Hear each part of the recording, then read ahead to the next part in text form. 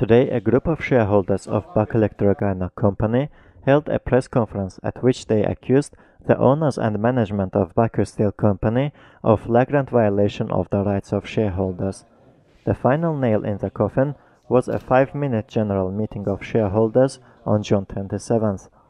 Shareholder Kamil Shukurov noted that chairman of the board of Bakelektroqaynaq company and director general of Baku Steel Company Suleyman Mammadov insulted the shareholders without allowing them to discuss the issues on the agenda.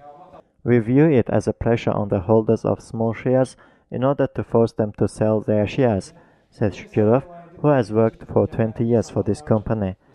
According to Shahin Alizade, as of 2008, Baku Steel Company LLC has been owned by a Russian businessman of Azerbaijani origin, Araz Agalarov, when Paolo Parviz was simply made to sell his shares.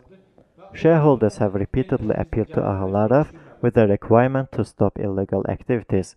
However, there was no reaction, which is aimed at to reduce the number of shareholders, he said. Bakelektroqaynaq GSC finished 2011 with a loss of 27,000 manats, but the total losses are several times as much as this figure, said Alizade.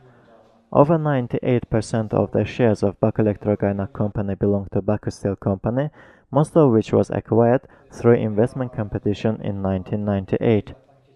In 2005, it was announced that the commitments were made on a competitive basis. However, instead of paying dividends to the shareholders, they issued a lease agreement, the annual amount of 267,000 manats of which does not cover its expenses. Alizade said that the Ministry of Taxes in its inspection report recommended the parties to review the lease agreement in line with the market requirements. However, in 2011, the contract was extended under the same conditions. The shareholders appealed to the Ministry of Taxes asking to review the situation.